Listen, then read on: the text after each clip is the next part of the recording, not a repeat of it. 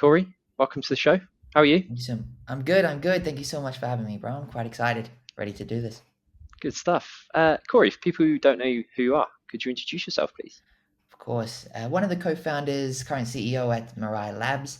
We're a mobile consumer app builder based out of Vietnam. A team of about 120 out there now with offices in Hanoi, Da Nang, Ho Chi Minh, and started back in 2021. Nice. Big operation, 120 people. Now we are for sure. I mean, it started obviously just as the two of us bootstrapping, getting our hands dirty, but scaled over time. That's cool, man. Uh, so could you take us back to before Mirai Labs? Could you talk us through your career journey that's led you to this point so far?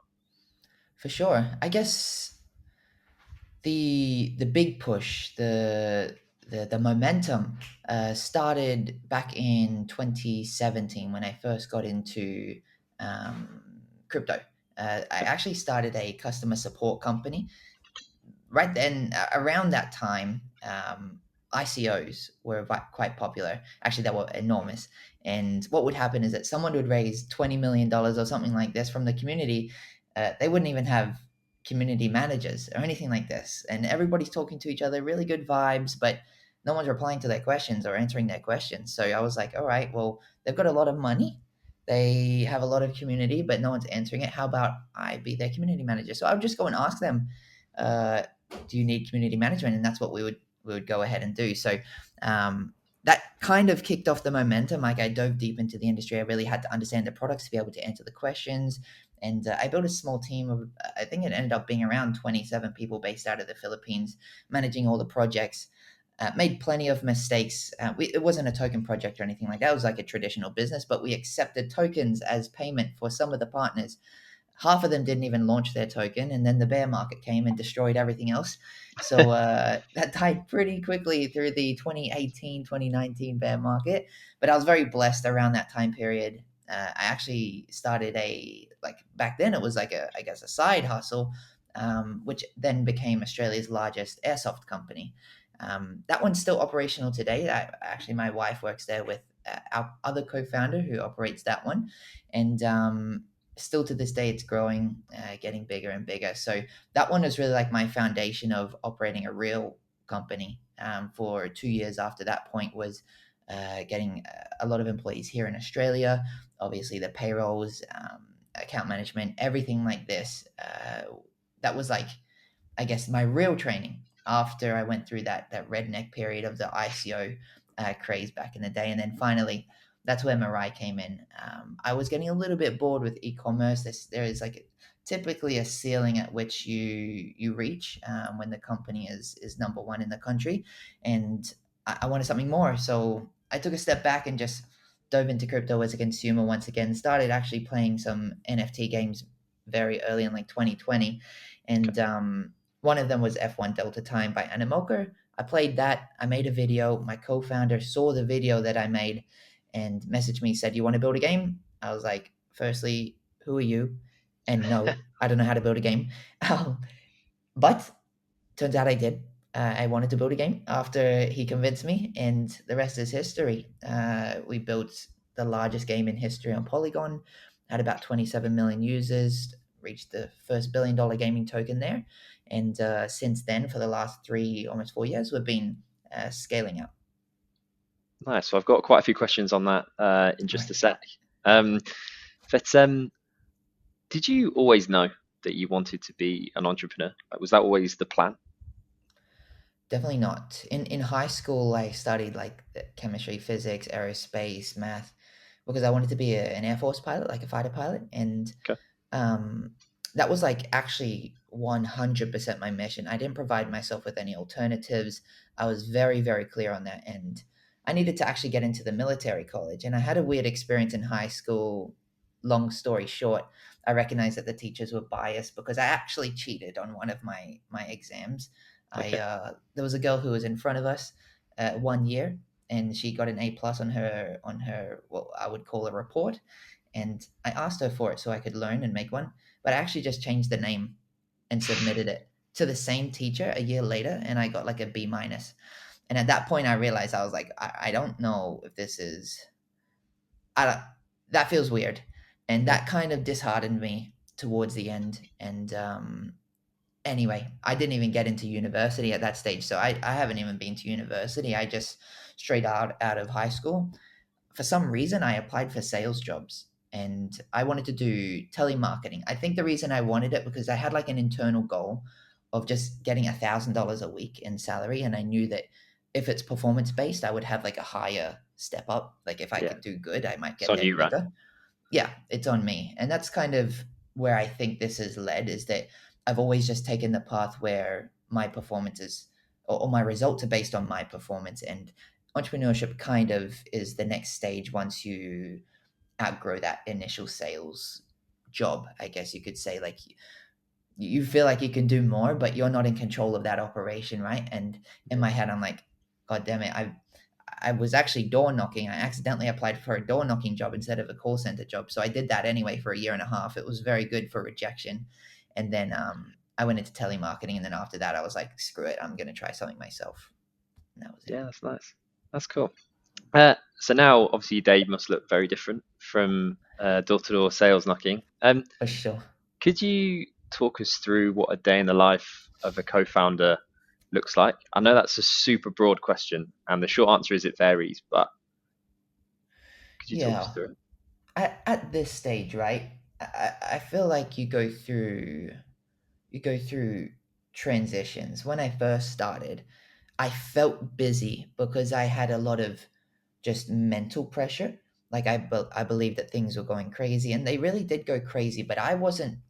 Um, I would say I wasn't really operating. Like my calendar was not actually that full. I was speaking to some people, but I was pushing most people away, and I was just focused on like product only. And I directly dictated the product at that stage. We were smaller. I was like the product manager, so Okay. I was basically 100% dependent on me not doing a lot of stuff. But once we began to scale and we reached like the 50 people, I recognized that my job had definitely changed to me needing to really care about how things operate in the company, like systems and so on. So that brought me away from direct product management and trying to make sure that the system flows well, and eventually to where we are today with, yeah, like I said, around 120 people. Honestly, my calendar is like 9 a.m. to right now it's 12:30 a.m. I'm still sitting on my butt doing calls, right? So Nice. it's outside the company, it's internal calls. We have something like eight uh, synchronous products, all different, but sprinting. They work on like weekly and fortnightly sprints. I need to be present upon all of these calls, and you've got recruitment, you've got so many things, you know what I mean, that come Yeah. into this. So uh, honestly, the larger we get, sure, the more opportunities that we have, but it just continuously gets more and more insane. And Okay. I couldn't do it without, like, I have an executive assistant now. I could not function without an executive assistant. Nice. Did you think it was going to be like this when you started? No, I mean, to to be completely honest, I don't know what to expect, right? This is the Yeah. largest personally I've ever scaled. So now, when you say you're busy, you realize you look back in like 6 months period and you're like, bro, I was not busy. I'm busy now, and it just keeps happening for the last 3 years. And I'm like, oh, what is next? So I don't even look forward in that case. I'm just like, all right, something is going to happen. Things are going to change. I just focus on what's happening right now and execute as best as possible and react in that situation. Try to predict, but in most instances, it's impossible to know what the hell's going to happen. Yeah, that's fair enough. Do you have a favorite part of the role? My personal happiness comes from seeing people in our team grow and succeed. I think there's something around operating a large company that is extremely attractive to me.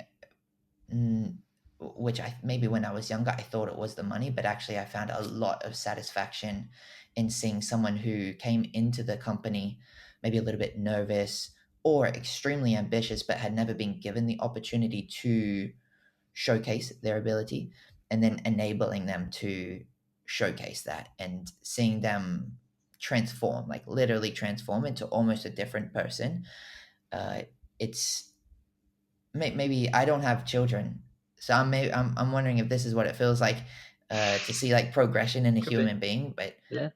I think obviously progression is directly attached to happiness, and I get happiness from seeing other people's progression at the same time, and it's quite addicting. Yeah. Nice one. Well, I'll pick your brains about that in just a sec. And Sure. yeah, if you've got any advice for people. But could you introduce us to Mirai Labs in a little bit more detail? Sure. I guess when I summarize consumer application builder, originally we started as a game studio, which is probably like the most raw form of a consumer application. We just want people to play our games and spend money. But to be completely honest with you, that's probably like the hardest route to go. A game studio is ridiculously difficult. Actually, A lot the don't make money, financials, right? yeah, the financials do not make any sense at all. Like it's extremely risky, and in many cases, this is why venture capital and VCs in general don't invest in game studios because it's such high risk. Yeah. But Mirai started as that because sometimes ignorance is bliss, and we went in the direction where we found something that we are, of course, good at, and over time we've actually turned more into what I would call. Uh, some people watching this may know them. They're called Supercell.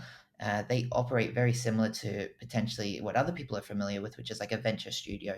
In this case, we overarching focus on consumer applications. That's including games, but also within our direct region, which is obviously blockchain, right? So we have consumer facing applications and products on both sides. And the company's basically split in two. So we have like a 60 staff members on the games team and 60 staff members on the infrastructure and DeFi, consumer DeFi. Because we have this core thesis that honestly, the next stage of our industry in general is going to allow us to build companies that are extremely profitable by abstracting the complexities and providing users access to things like this might sound crazy, but RWAs and very complex yield and like a super simple user interface. Um, it Almost always comes like no code type stuff for people to build their own projects or not even that side, like literally just like your mum downloads the application and it says get 8% yield on your money, and so she'll deposit some money and she doesn't actually directly know what she's investing in because it's so simple. yeah, However, we provide explanations and full transparency of where it is going, but we understand that consumers typically don't they ask questions second. So yeah, we focus on the UI first, making it very smooth and simple. But what what blockchain or DeFi at this stage provides is a lot of insanely unique opportunities for earning that isn't actually extremely high risk. We typically will avoid that, of course. It's just complicated because it's borderline new or no one's cared about abstracting the complexity. Our job or our goal on the infrastructure side is to abstract all of that and just give it to you make it feel like a savings account, yeah. but a little bit more complex, a little bit more optionality, and yeah, new experiences for the consumers. That's cool. Because yeah, I think as a industry of blockchain, the Web3 industry, I think we definitely overcomplicate the user experience quite a lot. And we I think talk because about the it's like a lot of technology quite money, a lot as well. It's like right? people don't necessarily care what technology it's being built with. They just want an app that works, right? Like when everyone started moving to the cloud 10 years ago, however long, 20 years, whenever it was that everyone started moving to the cloud, no one said, oh, we're building on the cloud does this, the cloud does that. They just were building apps and no one cares where their data is stored as long as it's stored, right? Mm. So yeah, I guess we see similar I sorts of believe things. in that philosophy. I like our credit cards, for example. When we tap it, we don't go like, "How did that shit work?" I was just like, "Wow, that is Tap's amazing. extremely convenient.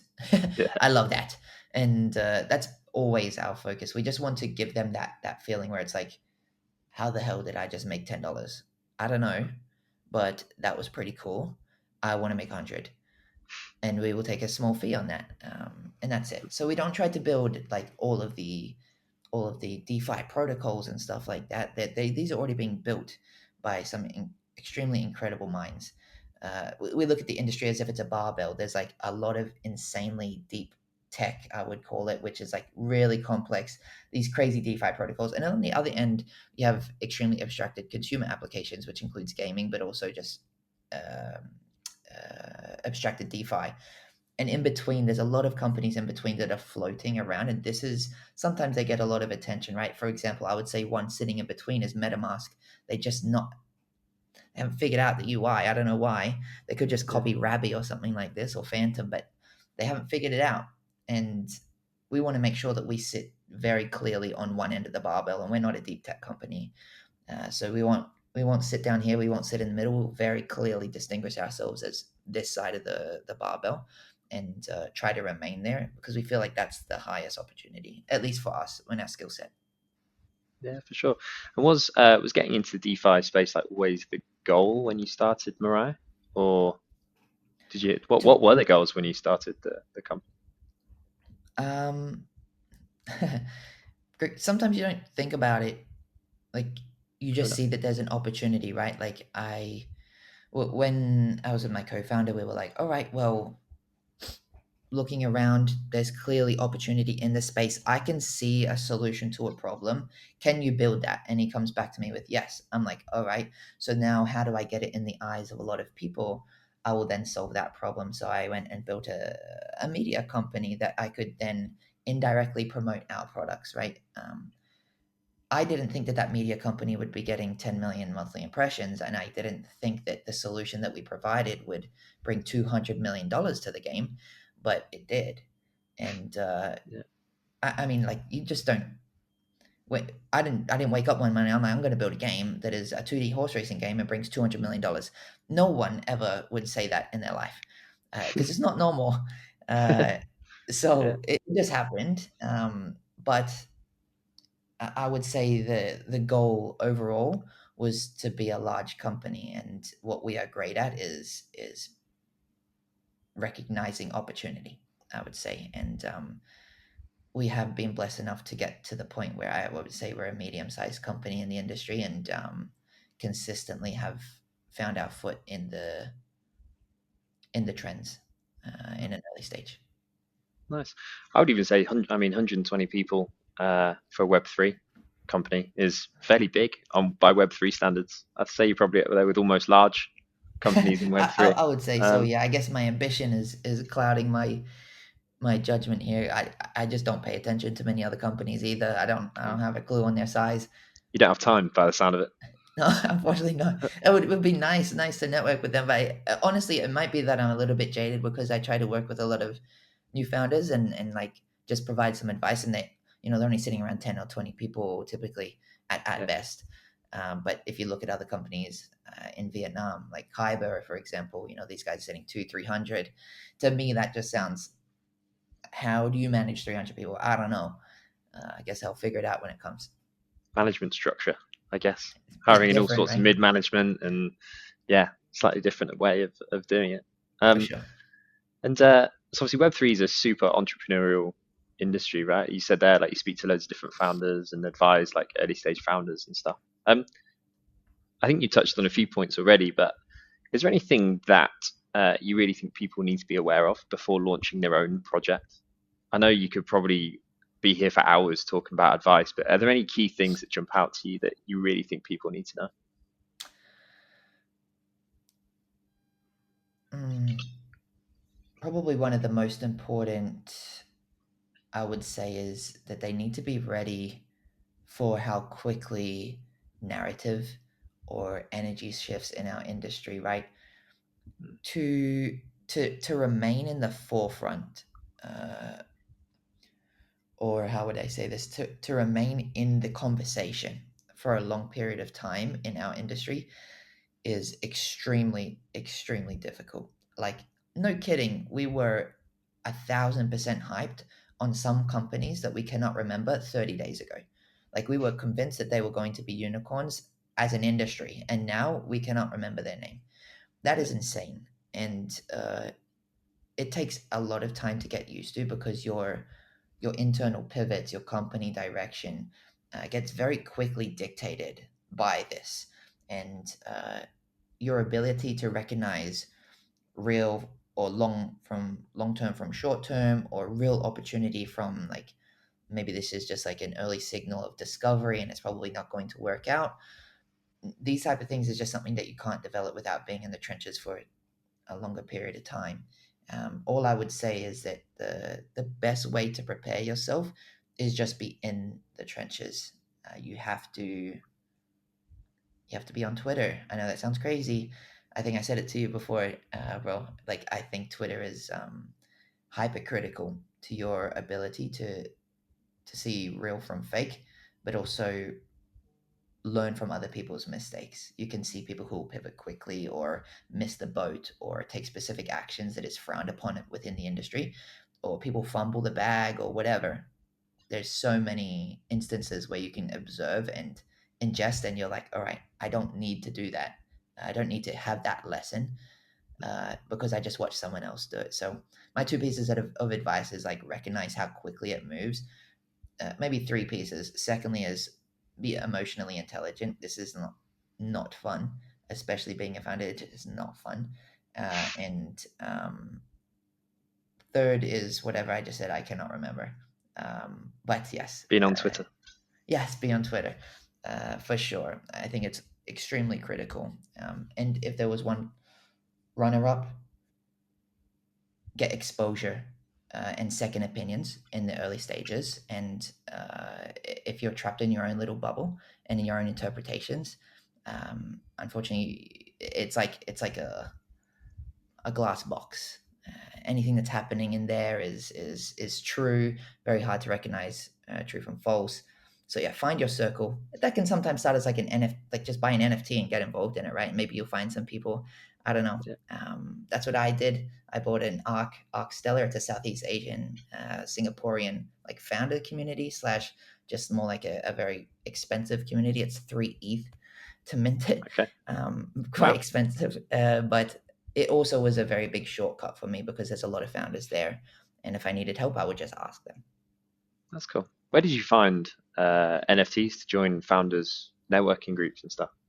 That was actually from one of I call him my dad of Web3. So Loy Okay. Lu, who is the founder of Kyber, like 2 years ago, he told me to mint this NFT because it's like, founders or whatever. And I was like, are you kidding? Like, why would I spend $10,000 on this? There's zero chance I would do that. And then I forgot about it. And then it was happening once again. They were closing because they only allowed 888 people in there. Okay. And they were closing the mint. And then Loy messaged me. He was like, it's now or never. So I was just like FOMO'd. I just thought, okay, I'll do it. And then I realized I was missing out. And that's kind of like the lesson here was that like I broke free mm, that small circle very quickly, like my echo chamber, I guess you could say. And I'm still in an echo chamber. Absolutely, it's very hard to escape, but it just became larger with different opinions, Yeah. and provided a lot more opportunity. That's cool. Were there any challenges throughout this journey that have really surprised you? Mm, I think it always is just like my mental health is the largest challenge here. As a being a founder and like traveling, I know that sounds weird, but and some people from the outside think that traveling is great when you're a founder, but you don't travel for fun. You don't see the sights, right? You Tell, go to the tell me events about it. and we don't see nothing. You're just talking to probably the same people you saw in the last country, trying to develop the relationship more. um, the mental health part is really difficult because I just spent 4 months away from almost everyone. I hadn't seen my wife for over a month straight. My Okay. nephew is 4 months old. I have never met him. My mom is not well, to say the least. And it's just like those types of things are just not what I expected to sign up for when I started something like this. And I think it's just really not spoken about too much. Where it's like you still have a personal life, right? But you also have now over 100 people and families that depend on you to show up every day. What one are you weighing heavier on this scale? And I all of those families, their kids, like I see their kids, they go to school, they have all of these bills. If I just stop showing up, they're in trouble. And they don't all live in Australia, right? They don't have free government support. It's just not the reality of this situation. So that pool is just not something that I think any of us can prepare for. And then there's always curveballs and stuff like that. But you got to be just maybe it's sacrifice is the word that I'm looking for. That is considerably hard. Yeah, no, that's good to understand. Do you have a routine that keeps you like keeps you on the straight and narrow, if you like? Hmm. You say like I have to do these things, or I'm just all over the place. I I think about this sometimes, like how did I end up like this? Um, I'm not sure if I have some sort of like wrong wiring or something like this, or trauma or whatever, but my typical reaction to anxiety or concern or something is to work. That's why I work so much. It's like I'm sitting there, I'm bored. All I'm thinking about is coming back here and making sure I solve problems. I'm like a firefighter in the company, right? There's always chaos, and I must extinguish these fires. And I know sitting there, if I feel relaxed, there's a fire somewhere that I'm not extinguishing. Um, so and it's always been like that. It's like earlier on when I didn't have large companies, it was I'm sitting there, what can I do, what can I start, what can I build? uh, so it's always just come back to that. And initially I thought like, all right, I need to find balance, but I just think that maybe I'm just wired this way. And unfortunately or unfortunately, I'm not sure, it does keep me on track because I spend a ridiculous amount of time in front of a screen 7 days a week Yeah, executing. And I actually, this is only like a recent realization after I saw like discussions from about Elon Musk, how Elon Musk is like, he seems like an ultra genius, which definitely he absolutely is, but also like there could just be a factor here where he is the perfect storm of like childhood trauma and slight mentally deranged, and it just has created like this insanely perfect mix of entrepreneur. You know what I yeah, mean? Like yeah. somehow he just completed a full circle, and he operates in a manner that just accelerates everything. And I thought about that, and I was like, maybe some people are just it's just circumstantial, and honestly, that's what it feels like keeps me on the straight and narrow. That's fair enough. So you don't have a routine of saying, right, like I have to get to the gym every day, or I have to do some form I'm of really bad at that. I'm really meditation, bad like at all that. that kind of stuff. Unfortunately, not. I mean, I I am 100% a true believer that everything should be based. Your ambition should be based on your personal progression. And I like, for example, I think I just bought 20 something books for some of our core leaders in the team because I'm of a believer that you should not repeat the mistakes, and you should read personal development, and learn from other people. But there's not like an exact routine. Like the gym, I weigh basically nothing. I'm as light as a feather, skinny as ever. Um, every time I see other people from around the world that I haven't seen for 6 months, they're like, "Oh, you're getting thinner." So I think I should probably go to the gym. Um, but yeah, nothing like that. Unfortunately, that I can give advice that'll be game changing. I'm really boring. Maybe being boring is the one. Nice. Well, based on what you've learned so far over your career, is there anything that you think projects need to have in place to be successful in Web3? I'm gonna say it's like 100% on the founders. Yeah, Okay, um, okay, you just need a great dynamic. Um, Having a co-founder is extremely important. I Yeah, believe. because I was going to ask that, like how important co-founders are in someone's journey, really. Like I've decided to launch the recruitment agency like 2.5 years ago, just me, no co-founder, Mm. and then I watch uh, other people that I know who've launched businesses with co-founders and stuff, and they've got someone else there to like bounce off and this kind of stuff. And I sometimes think, should I have done it with a co-founder? Um, Yeah. yeah, It's I ask myself this question all the time, probably at least once a week, maybe. Yeah, I mean, you can't go back, right? Like there is something such as late stage co-founders, and we have experience in that. So we started as it was just me and actually there was three of us at the start. One was removed very early on, so then it was just me and Steve, and I was operations and go to market, and he was everything technical, and it was very clear divide. I cannot, impossible for me to build the infrastructure and the products that we have. I have no clue on technical. So did I even have a choice? Obviously not. I need a technical co-founder that I can trust. Yeah, And then it got to the stage where we're so big that I fell into less go to market and just ops, right? Like we need someone who loves operations, and I just naturally fell into that. And we've got a late stage co-founder who's our third co-founder. He only joined like 6 months ago, but okay.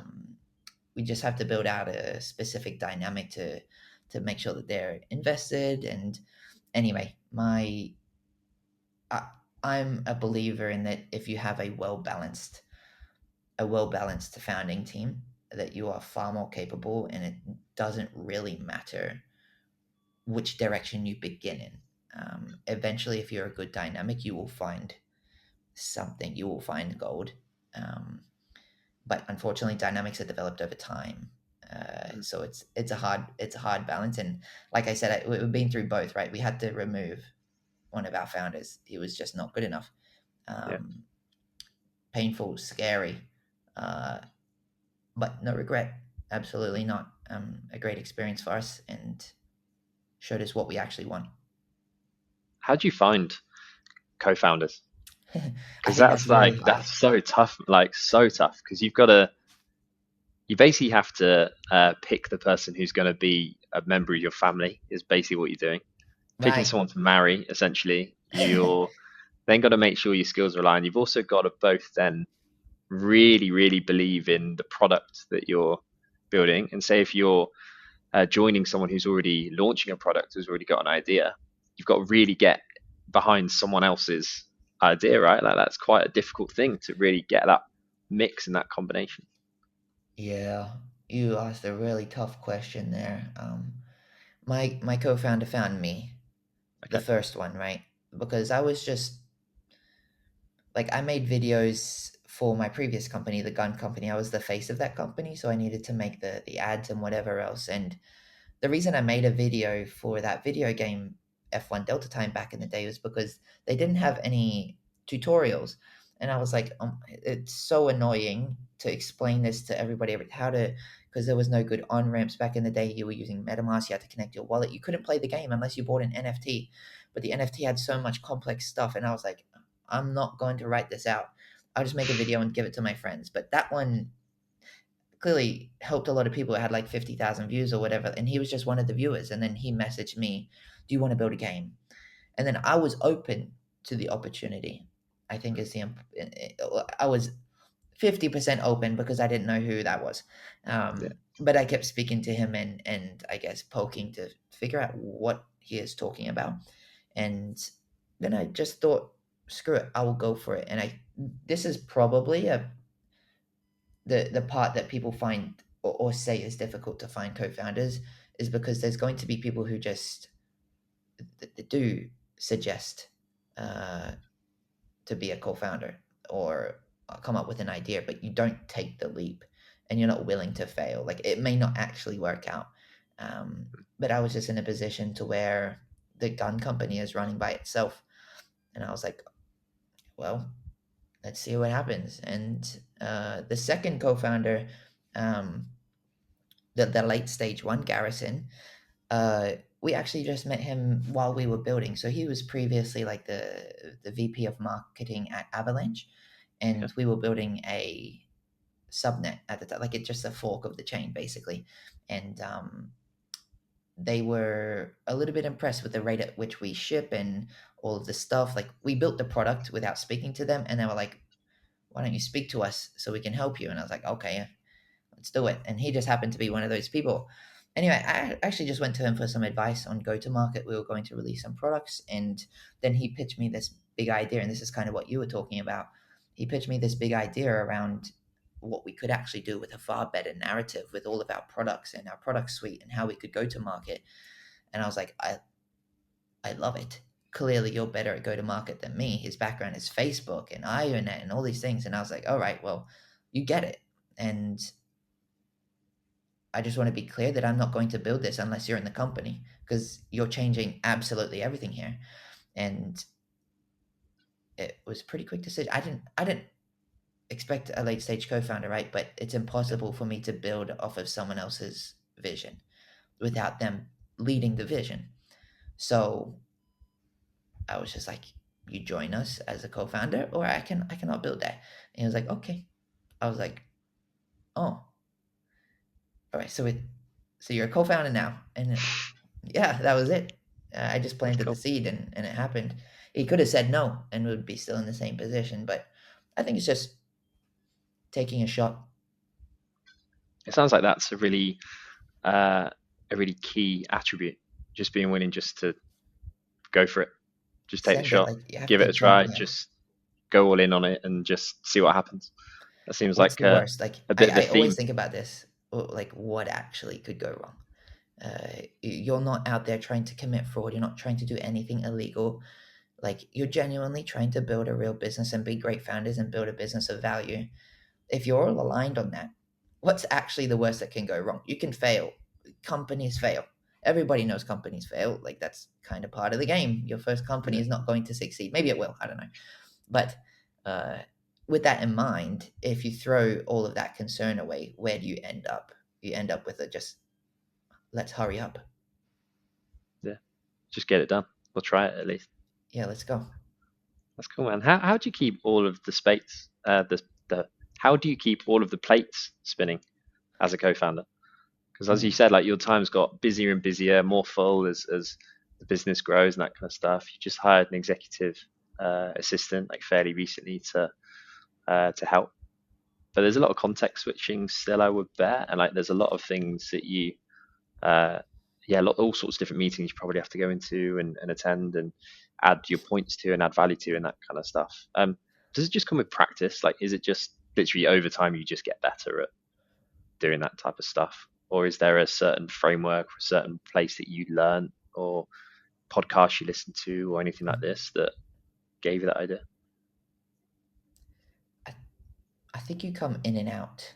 So in this case, let's say we have 6 products, and the one person I always look up to is Elon Musk. I know it's cliche, everybody says it, but like, he is the founder and leader and CEO of so many companies. Like, it's ridiculous, and all of them are like, there is no blueprint to follow. He is by far the leader, and for that to happen, he has to be in the trenches of each one. Like, he knows the products extremely well. And I went through a phase in the middle of our scale where I thought that I could focus on systems and leading the company and allow a product manager to lead the vision. And I fell out of sync. The product definitely failed big time. It was not good, complete waste of money. And at that point was when I realized it's like, it always comes back to the founder. And if I want to keep everything spinning, I have to be in everything. I have to be in the trenches. I need to know exactly what the hell is happening. So I have to be on the sprint kickoff calls. I have to be on the sprint reviews. I have to look at the products. I have to look at the documentation. I have to understand the direction. I need to ask questions. I need to ask why.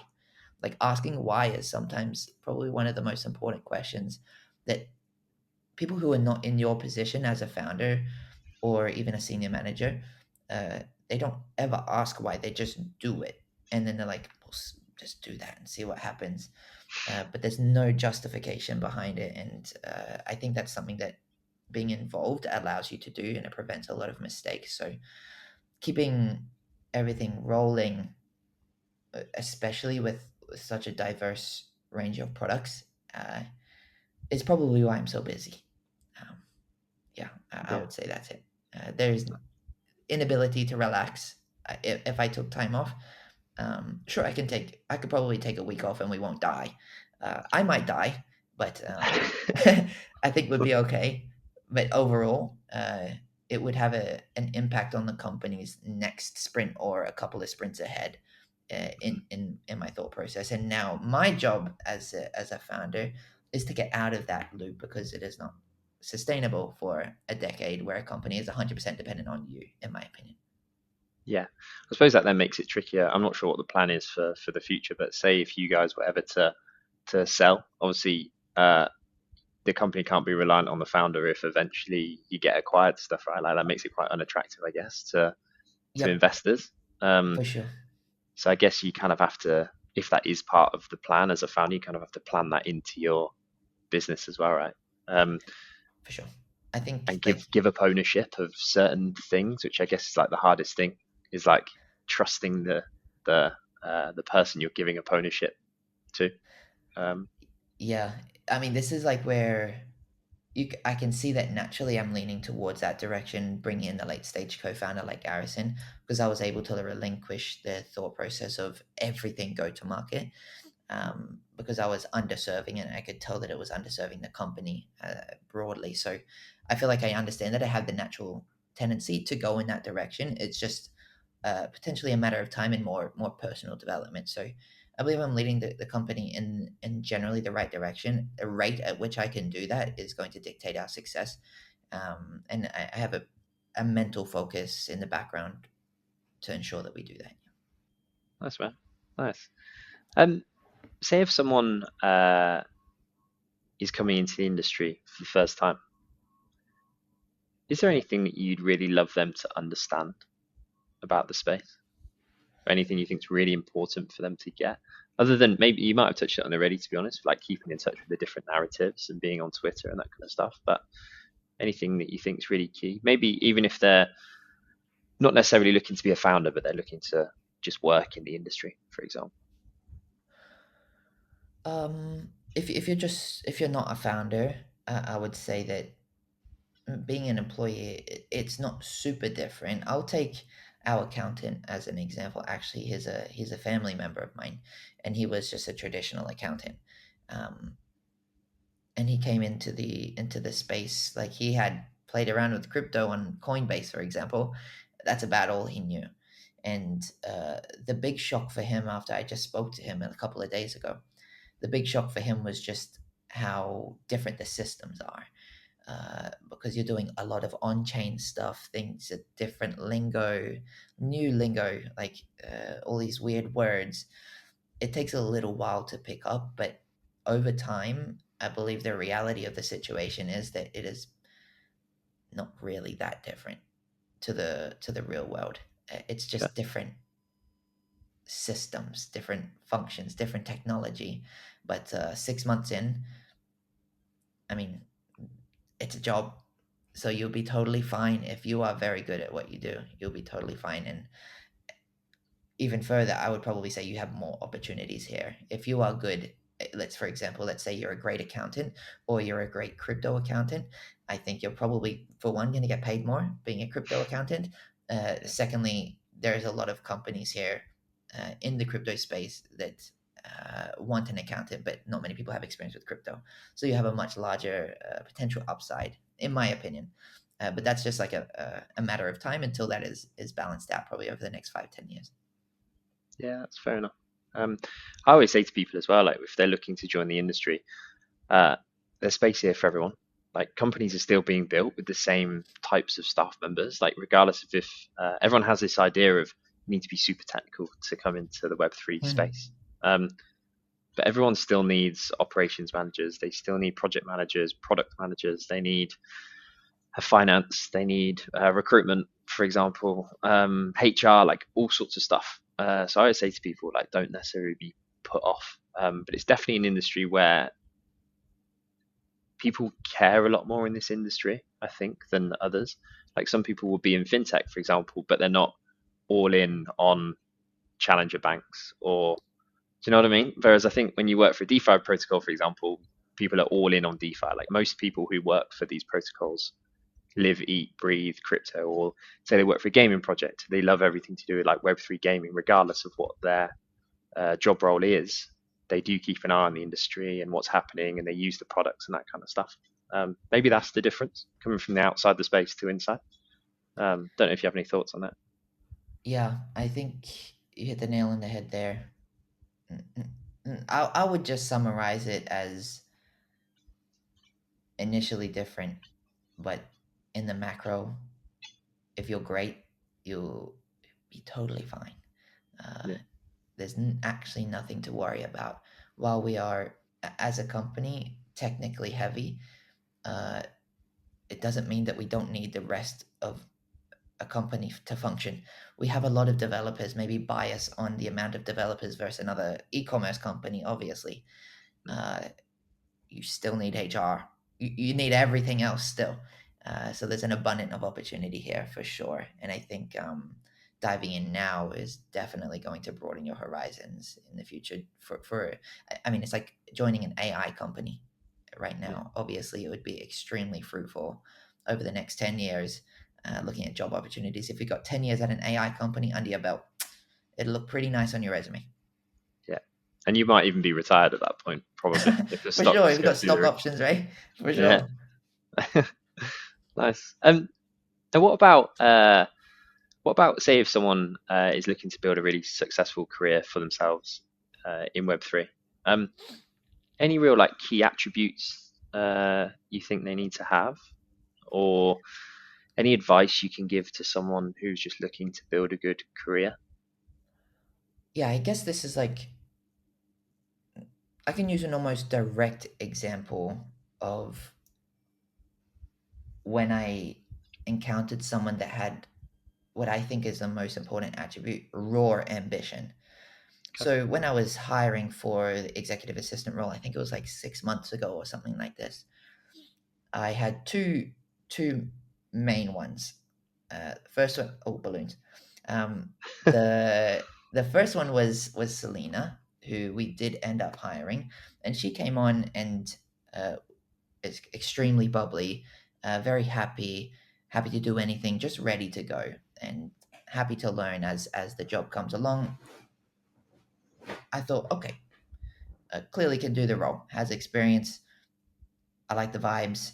It'll work. And then literally the call after that one, I had another girl come on who was 100% the opposite energy, extremely focused. Like she was like, I was like, what about personal life? Will you like if I need to book a flight or something? She was like, no.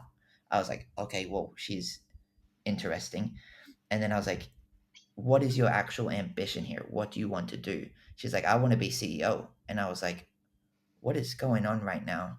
And it was like 30 minutes of like, great, really suits the EA role. This one's applying for EA, but has the ambition to be a CEO. And I understand why she's being an EA because she wants to shadow exactly what a CEO does to gain the experience because she doesn't have any entry into management because she doesn't have it on her resume.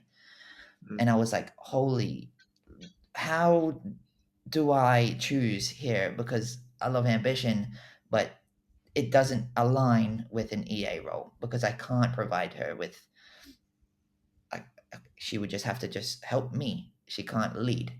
And what I did was just take a bet. Basically, I hired both of them, and I was okay. like, "All right, Selena, you are definitely the EA. You do that. Phoebe, you're shadowing me for the next 3 months, and our actual mission is for you to be chief of staff, which is a new role that I personally hadn't even looked into until I met her. A new role for me, I should say. Yeah. And I learned over time that the chief of staff is basically just a copy paste of me, someone that can lead the company when potentially I'm not available. But anybody can go to knowing that they would make the exact same decision that I would in any situation. Mhm. So I just told her, I was like, all right, uh, you want to be CEO. I love the ambition. I have absolutely no idea how we're going to get there. But if you're down, this isn't going to be fun. I was honestly trying to push her away because I know that the path that she's deciding is not good. Like, Yeah. it's good, of course, I very mean, ambitious. you've talked us through it, right, over the last 50 minutes or so.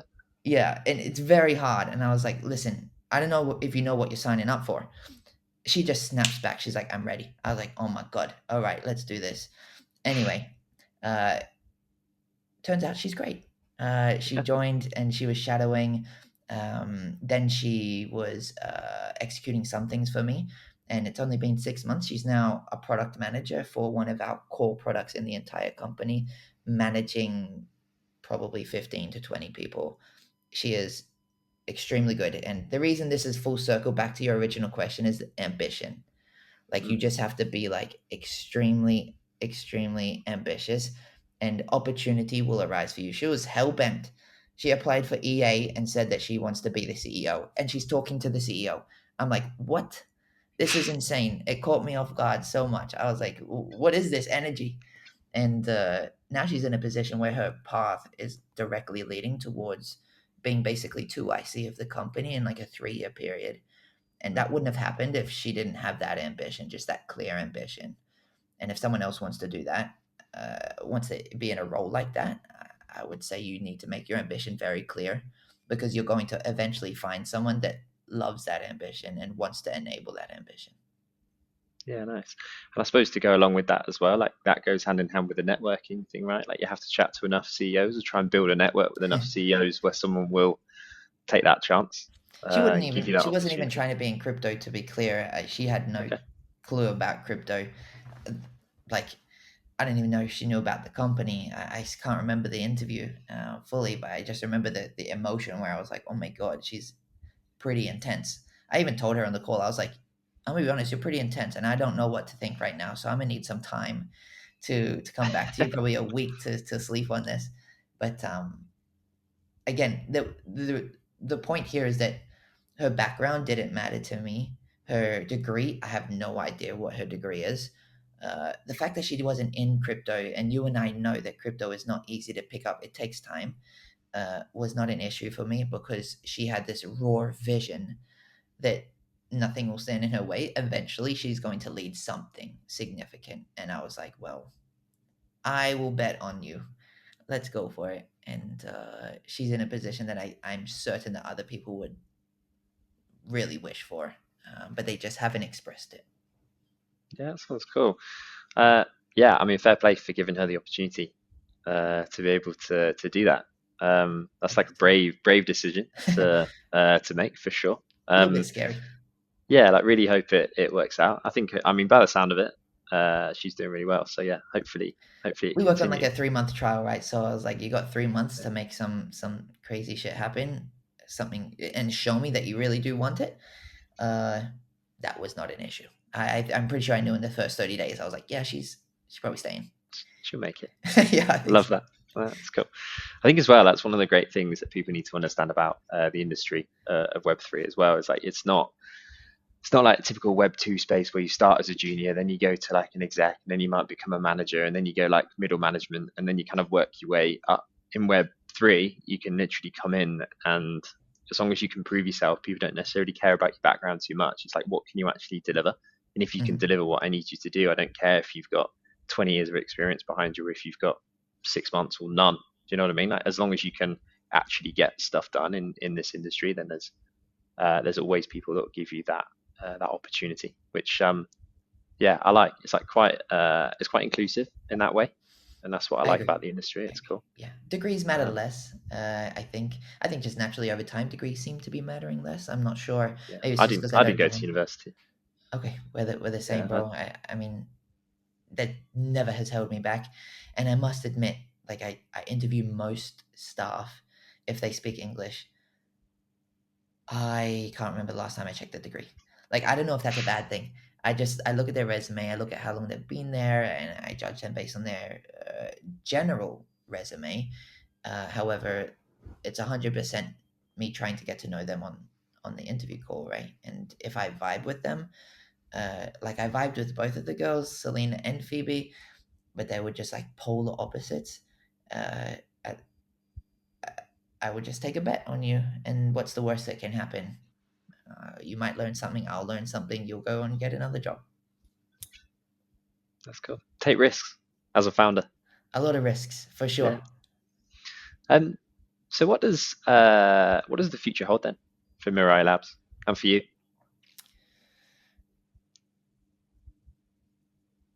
A lot, for sure. We're in the stage of fundraising and whatever else. I mean, basically done. Um, I'm not sure we want to scale from where we are now. I like where we are, if anything, a little bit leaner without reducing output.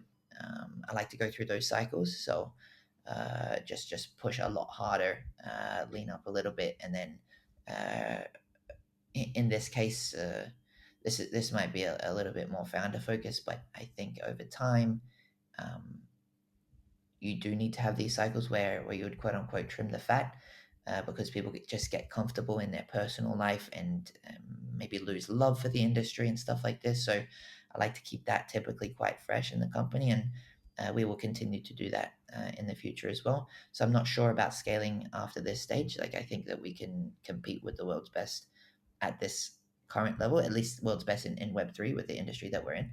And 100% we need to, as a company, we need to focus heavily on just raw revenue, and that means shipping products and bringing them to a mature stage. We are great at going from like 0 to 1. We execute extremely quickly. um, we just have not had enough time in the trenches to build a foundation to where we can monetize them for years. We're in that position now to where we've spent the last 3 years building the infrastructure that monetizes them after they've come through our top of funnel products. So the core focus right now is obviously optimizations of staff, and operations and revenue, as a company should. And for me personally, of course, just be better operator, That's man. It's going to be an exciting few years. for sure. Um, one last question to finish up. This is something that I always like to uh, understand really. Knowing what you know now about leadership, entrepreneurship, uh, operations, running companies, shipping products. Uh, if you could go back a few years to the start, what advice could you share for your younger self, or what advice would you share?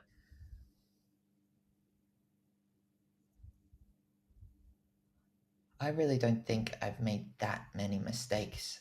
I mean, that were not like, I think anyone would make the same mistakes as me in my position. I consistently am blessed, no doubt. Um, for example, with the gun company, uh, the first company, like, I wouldn't have met the gun company founder if I wasn't young and dumb and bought a really nice car and met him at a car club. I wouldn't have Okay. That wouldn't have happened. So yeah, it was really dumb to get a car loan when I was 19, but I wouldn't have met him. And if I didn't meet him, I wouldn't have built the gun store, and then that wouldn't have given me the free time to come back into crypto at that time. So I would more so probably just like pat myself on the back for just sending it. I'm not sure that I would say specifically do something that would change the outcome, and I Mhm. think probably is because I'm very happy with the current outcome. Nice. I'm grateful for what it is. Yeah. So unfortunately, Maybe that's the advice. Take risks and send it. yeah, just maybe that you're doing okay. That's all I would say. Yeah. Nice. All right, cool. Well, Corey, thank you very much for taking the Appreciate time it, to bro. have a chat. Appreciate it's late where you are. Yes. Um, 120. but yeah, That's right. nice. But knowing your schedule, what you just talked me through, you've probably got another 2 or 3 meetings after this that you need to They, go they, to. no, Um, I'm good. I'm done for the night, but we've got a 9 a.m. one, so I should probably sleep. nice. Well, yeah. Well, thank you very much for taking the time. It was great to chat to you and understand your journey. I've definitely learned a lot Sure. from you talking today. So thank you for sharing your advice. Of course. And yeah, if anyone wants to reach out, if they're super interested in what you guys are building, or they want to get involved, say if they've got again super high ambitions and looking for new roles and that kind of stuff, is the best place to reach out to you guys on Twitter, Telegram? Do you have Discord servers and stuff? What's the Yeah, I best would say place? just reach out to me directly, and I would do it on Twitter or Telegram. So if you're in the trenches, you can try to find me, just at real Corey Wilton on Twitter or at Corey Wilton on Telegram. I will respond to you. So yeah, if you don't have Twitter or Telegram and you're trying to get into the crypto space, you better get on there quickly, because that's where everyone is. Nice. Well, yeah, thanks again, Corey. I'll chat to you soon. Thanks, Jack. Cheers. Cheers, man.